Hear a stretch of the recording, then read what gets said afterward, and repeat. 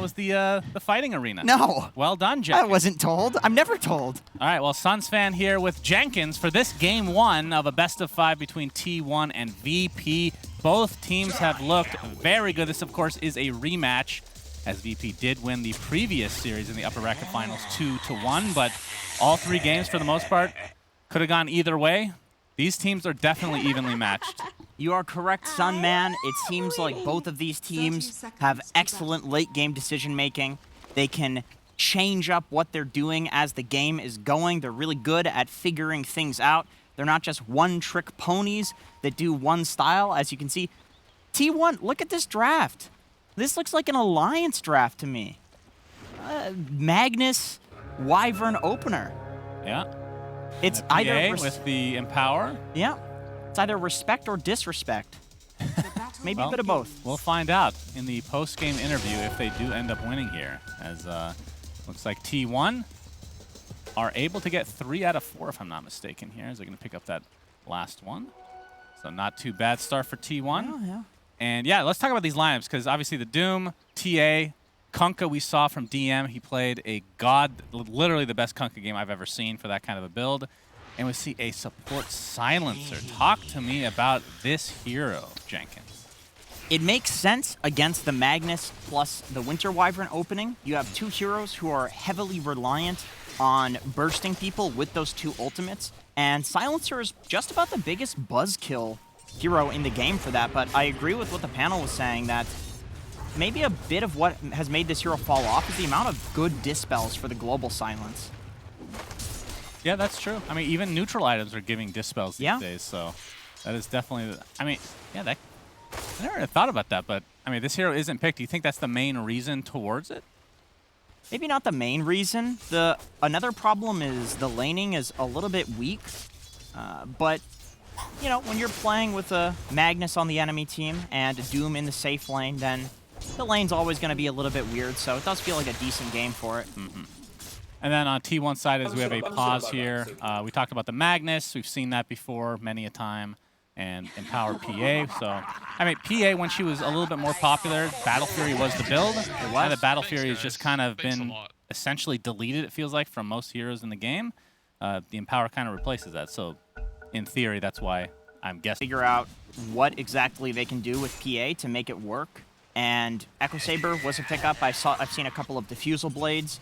But with the Magnus, you can just go for the regular build minus the Battle Fury. He's rushing into a Deso and find a Carl. Has to pop the Fairy Fire. The side blade didn't connect that time around. And this is another lane we have yet to talk about that's very interesting. It's GPK on the TA, of course, which isn't uncommon at all. But versus Venomancer, who can just take off that refraction super fast. And we see some action here. Torrent's going to miss. Whitemon sidestepping it, but there's the Blink Strike. DM with the right clicks to follow. Save. Looks like he's going to be first-blooded, so T1 gets the better of this exchange. He's kind of the only person that can die in this lane very consistently. And with the level 2 on Kunkka, there's no X marks a spot, so he's just trying to set up the Torrent with pure skill. And against a PA, that's not easy. Even Enchantress has decent move speed, 320 at level 1. That's quite high. Another mass disconnect from T1. Yep, they got some lag issues. I believe they are probably still in the hotel in Kiev, is my guess. Yeah, there were a couple of internet outages. I was getting them less than anybody else was, though. Yeah, the Wi-Fi was, it was just the first couple days were not great, but then after that, they figured it out. Taper off. But talk to me about the Venomancer. Again, I brought up the refraction, but what else is there to this hero that makes it good?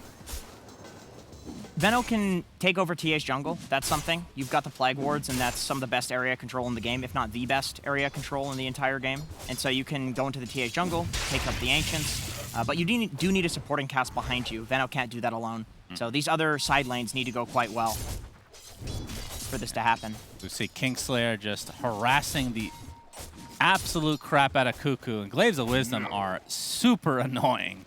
The fact that you can steal some int without having to get a kill these days is temporary. Gives a little bit of a quality of life change for Silencer over the years. And Kingslayer is holding his point, so he doesn't know whether he wants to go for the Arcane Curse or the Last Word, possibly depending on if he needs to save somebody with the Last Word, get that silence out, or go for a kill with the Arcane Curse. Am I the only one that wishes this hero was viable enough to be carry again? I like the idea Yes. of I like the idea of ranged carries that are int, so like Lina types. Okay, I'm with you there, but don't you hate mana burn as a concept? Isn't that one of your shticks? No, it's just mana drain from Lion specifically. I see. You just hate Lion. I mean, that's I mean, fair. look at That's Lion's fair. face. He is the literal ugliest hero in the entire freaking game. He's also- so ugly. They've had to make so many different cosmetics of different color just to hide how ugly he has become. And to be frank, they're quite horrible. Yes, indeed. As you can see the skewer onto Kingslayer, slowed up with that Arctic Burn as well. Cuckoo continue the chase, but in the trees, Kingslayer. Yep, Shockwave is there to finish him off, and Nightfall not there in time, although Nice little really be punish. able to do much anyway. T1 recognized Nightfall was walking away to go get a creep, picks up the Toughness Aura. Lots of armor from this Doom now because of that 5 armor that he now has to work with at level 1. Yep. Very nice buff to the Incredible that when that happened, he just picked all the time after not being picked for so long.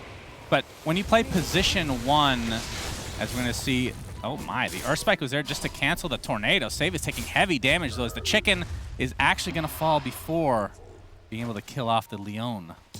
Bit of a bait. He did have the salve, so he could have survived one more hit there. Good discipline from Whitemon not going in.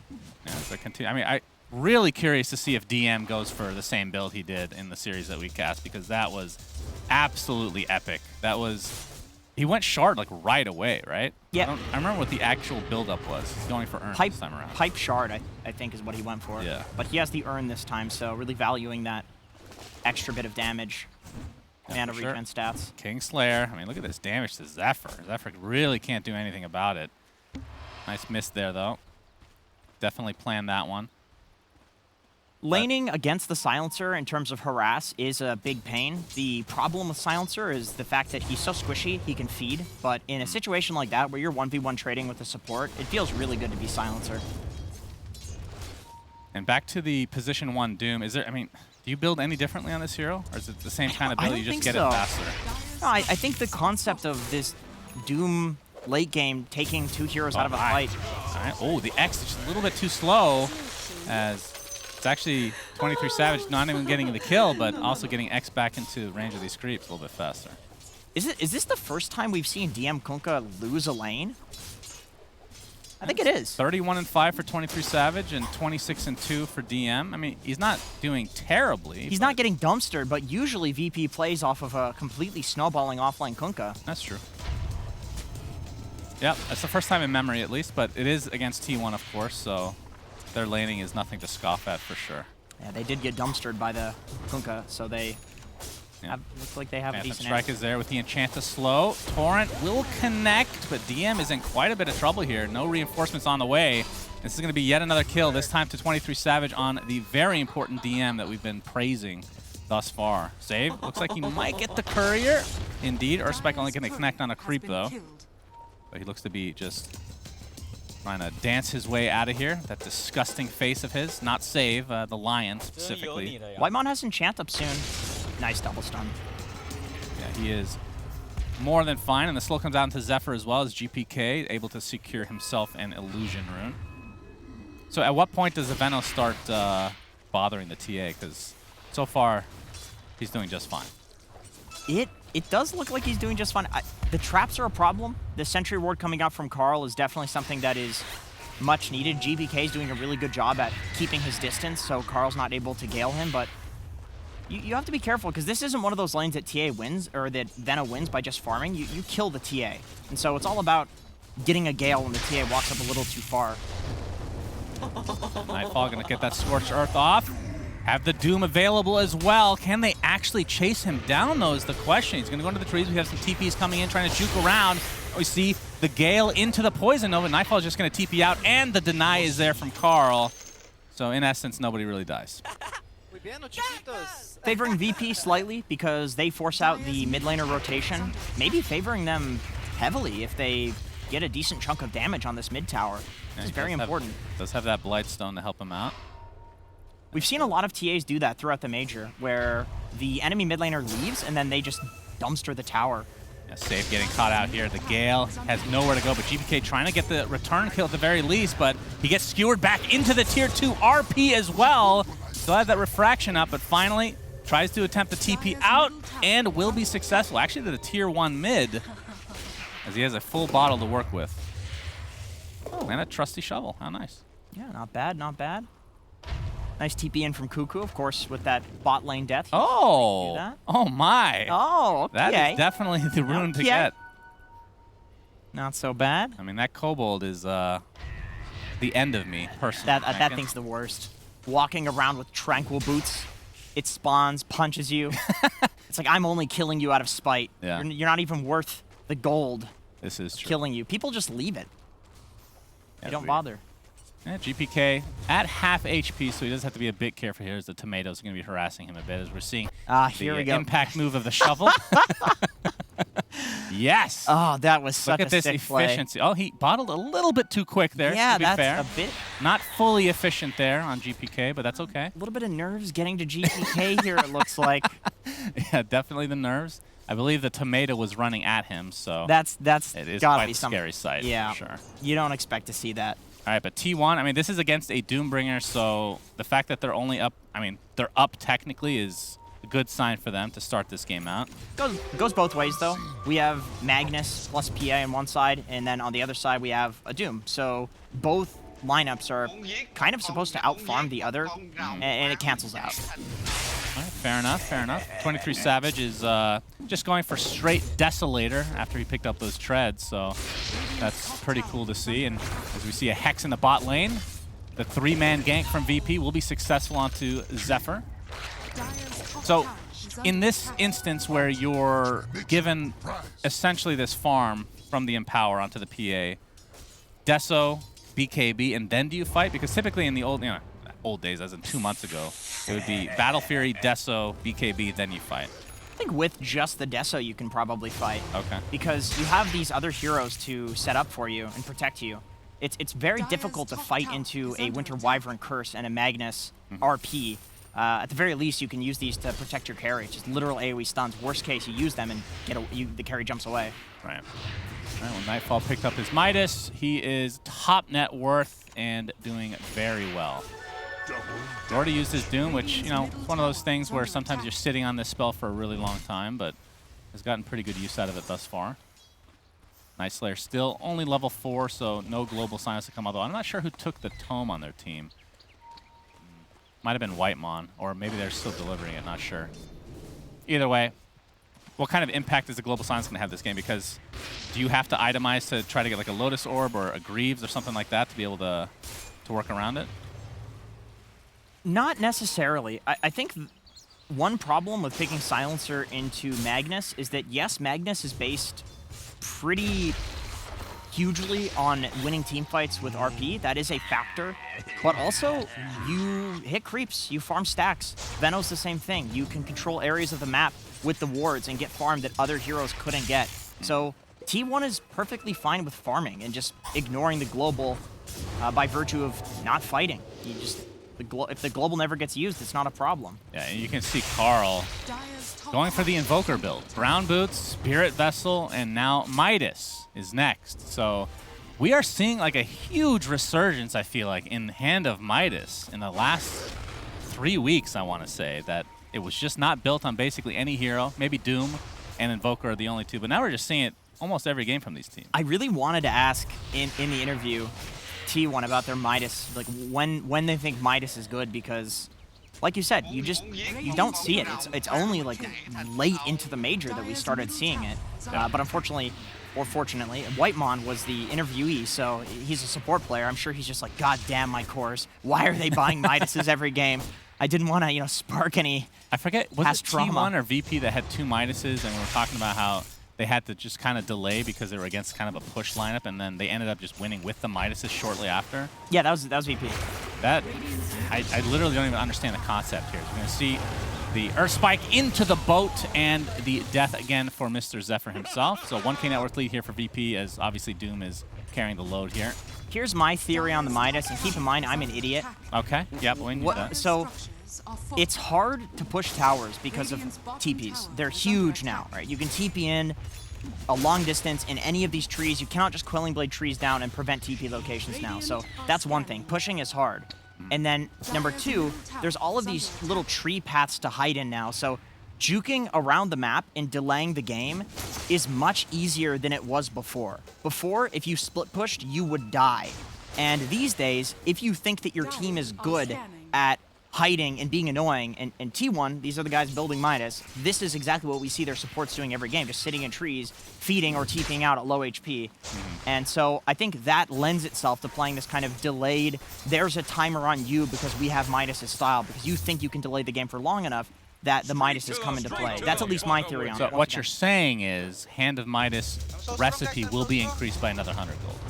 Possibly. I don't think this sort of thing would work in pubs, though. I think you need a full lineup that is committed to... By the way, after all this talk, he's changed his mind. I think he might be listening in. He's like, you know what?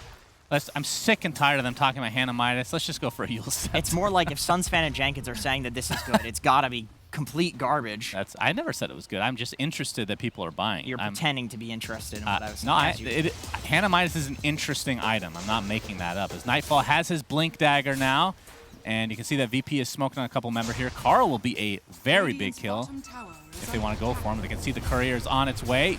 Nightfall jumps in. Carl, there's the Doom coming on, but it's going to cost him the Poison Nova. The Finger is there to finish him off as well, as Nightfall is going to get RP'd in turn. Cuckoo finds that kill himself, so it's a 1-for-1 with Save being the second now in favor of T1. It's a really good turnaround with these TPs.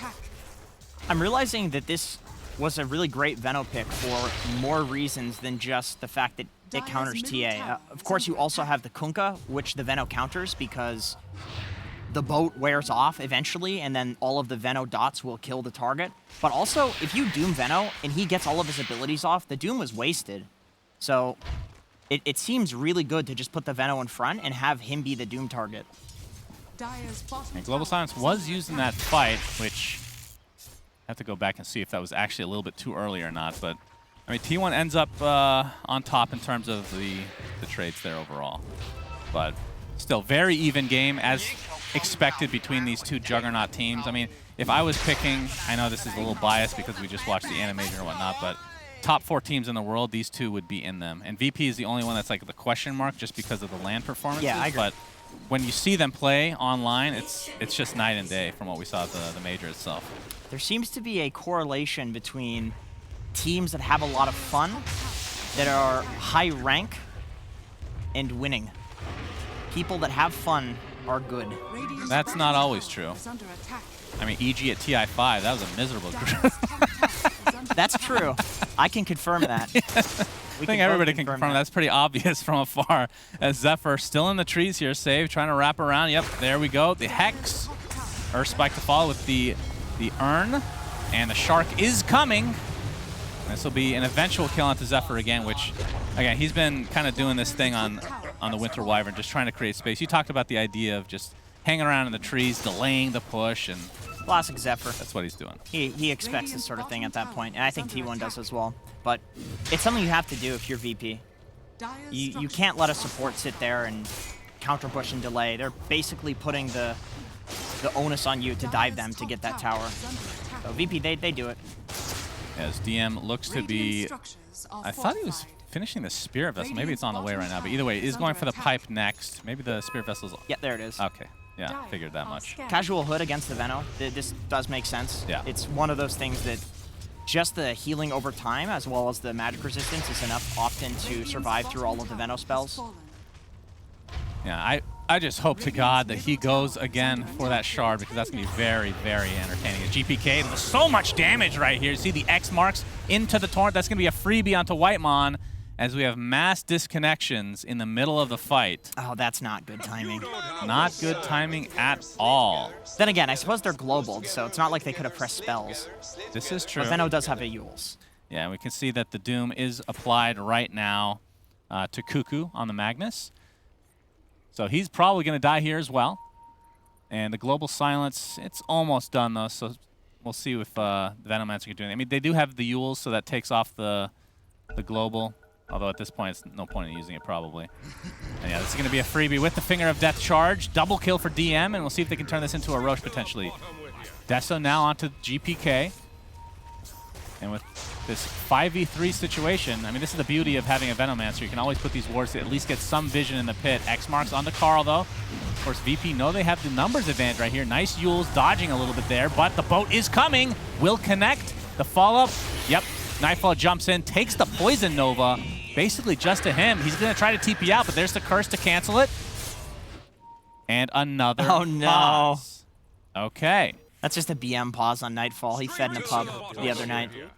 It seems to be a very common trend this game to have a double pause. The Discord is always the second one, right? Of course.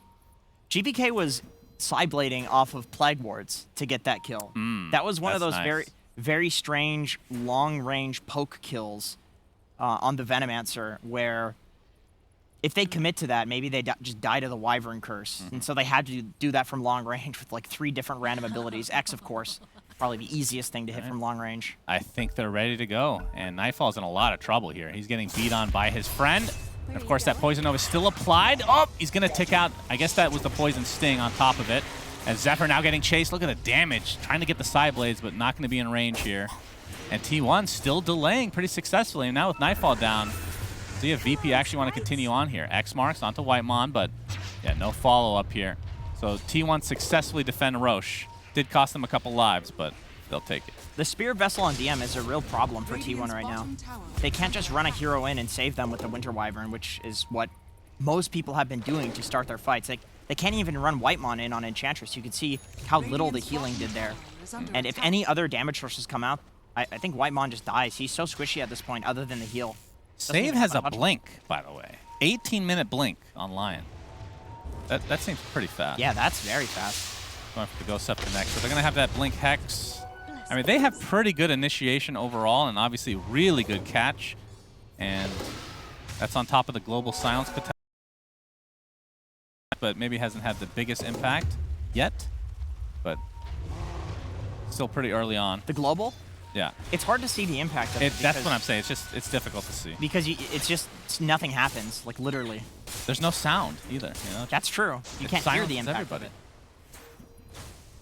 Yeah, as we can see, the typical build here from Zephyr has that Holy Locket. We'll be getting the Cold Embrace heal at level 10 in all likelihood. Getting some nice extra gold from this Philosopher's Stone as well. 23 here that continues not to get banned. And Tier 1 tower is just going to be given up here, it looks like. Torrent's going to connect, but no follow-up. And T1. Oh, the RP going to catch DM. Skewers into the other side here. It's going to get Galed on top of that, and it looks like VP just want to let him go. The boat comes out, but not a whole lot of damage done here. So T1, get the free pickoff. Well, free. Nothing's free in life, Jenkins. I don't know if anybody ever told you that, but I've never heard that before. It costs the Magnus ult. Yeah. There's always a cost. There's always Lacoste? That's right. He is at every event, that's true. Yeah. Maybe it was warranted, though. Somebody was mentioning on the panel that Magnus is a counter to these disengage spell, or these kind of big team fight ultis and these disengage spells, because you skewer people so far away that nothing can be pressed on the person that gets gone on. And it's cool, we see it there. The RP into skewer out. It's like even if VP was in position, they can't save the skewer target. It's too far away. Their formation is broken immediately by that. These repositioning abilities have been so strong for this reason in the past, and this is exactly why Pudge is really strong right now. Wow, I was wondering where you were going for that, so I appreciate that very much. I'm just kidding. Please, Ice Frog, buff my boy. He's never going to get buffed again, I don't think. But no, that's very true. I mean, the one thing is if there was Global Silence, you can't do that, right? Once the RP is off, you're just going to get Global Silence and you can't skewer anymore. But of course, they are itemizing to a degree. He's building a Yules right now, which obviously not the most common item to find on the Magnus. But the Dispel is going to be ultra important here.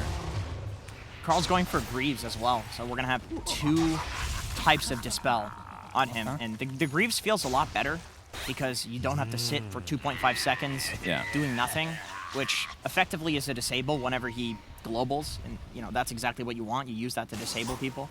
But going for the Yules first just because it's cheaper and guaranteeing that there's going to be something to take that off, and then doubling back for the Greaves. That's definitely a good choice. But Still kind of a farm game right now. Not a ton of action. The first Roche was semi-attempted at first, and then it kind of got broken up with a couple kills on each respective side. I mean, who does this current pace of the game benefit the most, you think? Because there's Doom on one side, and then there's PA with the Empower on the other. T1, I think that he's probably going to, on 23 Savage, eventually get a Rapier, and with that timing, there is going to be very little that VP can do other than... Got a 4-man smoke, a 3-man smoke here from VP. They want to defend this Roshan. DM's getting caught out for now. Spirit Vessel's applied to him. Has the X. Oh, the instant Hex on a Cuckoo. Very nicely done as Whitemon's taking a ton of damage from afar. GPK doing work. Nightfall jumps in. You can see the Global Silence into the Doom, onto the Magnus. And that is going to be the first kill in this fight for VP. A big, big one. He does have buyback, though, so if they overextend, he can definitely get back into this fight. And that trap is just out of range of this Sentry Ward. So T1 doesn't realize, but VP, they know the exact status of Roshan as that's happening. There's no way they can get away with that, which is exactly why VP is smoking. Yeah, they have smoke. Of course, Global Silence and Doom are down, but they know that Magnus is dead for another 15 seconds, so perhaps they can get a pick off before he respawns. Zephyr would be a really important kill. Oh, Zephyr, yep. The instant Hex into the Disabled. The double stun. He actually jumps into it with a PA. 23 Savage pops the BKB, though, and blows up Save with the coup de grace. Now he's just getting pounded in by TA. Jumped on the other side. We see a Winter's Curse delaying the fight, so 23 Savage can actually get some damage here. Poison Nova from Carl onto DM, who's now in the trees here, completely surrounded by the PA, getting pounded. A nice cold embrace, but there's the skewer into the double RP from Cuckoo. Shockwave to follow. Double kill on 23 Savage as T1 are masterful in these fights. 23 Savage might finally tick down, but it cost him the entirety of VP. And Roche is still at half HP, and despite not having the PA, see if they can finish it off themselves or have to wait for him in the end. Bit of a false sense of security there from VP, having that information in the pit, knowing that they can do a smoke wraparound there, picking off Zephyr, but he has buyback, and then they're fighting right into that T1 ward, which lets 23 kind of juke around this fight, even at low HP. They could never get him. That was a nice impale. It was. It was a really great start, but the insta-burst, as well as the BKB, there's nothing that goes through this, and TA does not have any evasion piercing right now, so... Yeah, 23 Savage did such a good job of kind of going in and out and just being an annoying presence. I like that he jumped to Carl as well, using Carl as kind of a backbone for this fight, where it's like, you know what? Boom! You're going to kill me, you're going to take all of Venomancer's spells as well. And then all of this just sets up, because they're so desperate to kill 23 for the beautiful 2-man RP from Cuckoo. As you can see, T1... Oh, for once, they're not jovial. They're very serious, yeah. That makes me a little worried for them. They're taking this very seriously. This is the grand finals, after all. All right, so they didn't wait, or they did wait for the PA. I guess they just have no damage, really, from Roche's perspective, despite it being at half HP. So now they're going to be in there. Bro, this trap is still a real problem. It's right outside of 2 Sentry Wards. Yeah. All right, well, the Torrent's going to connect on the Centaur, as this is a very slow Roche without 23 Savage there. Which, again, like you said, the information's already there for VP. For the status. They don't need to rush anything because of the trap. This is so inconvenient. I don't think it's really cool positioning from the trap. I mean, usually the Sentry Ward's a little bit closer to the pit, but because supports obviously don't want to get caught out of position, they just kind of put it as close as they can get safe. Oh my goodness. All right, we have an Aghanim Scepter on 23 Savage, by the way. Yeah, the usual build That's awesome. The usual build take off this? Silence. Oh, wait, take off Silence. Yes. Whoa. We have Skewer back in, but the Global Silence to follow. 23 Savage jumps in. GPK is BKB, though, so not a lot of damage done in the end. We see the Tidal Wave coming out as well. Earth Spike's going to connect only onto one, and now the Force Staff keeping GPK healthy. Shockwave is there as well. Nightfall actually pops his BKB here. No death somehow. And no might break the fight up here. The Torrent will connect. I mean, it's a basic Dispel, but I guess you can't cast it if you're Global Silence. Because it is a spell. You have to get Satanic for that, I guess, yeah. But that is such a cool act. We'll talk about that in just a moment, but I feel like this is a very important Roche that both teams have spent so many resources trying to defend. And of course, T1 going back and forth. They still have not gotten this trap. If only they knew that trap was there, VP would be so much more worried about Roshan because they wouldn't know the status of it. They have to go fight. But they know that if Roche is standing on that trap, the T1's not taking it. Tidal Wave. Oh, 23 Savage with a double damage now. That is pretty big. Pretty dank with the Aghanim Scepter. Absolutely. Insta-burst. There's no global silence for a bit here. So T1 should feel relatively safe. Another 45 seconds for that to come up. Tidal Wave again coming. This is such an annoying spell. Of course, Boat has such a low cooldown. It can spend that basically any point. Or we're going to see the Centaur stun start things out. And there's the BKB jumping from 23 Savage. The death of Kingslayer buys back into the game, though.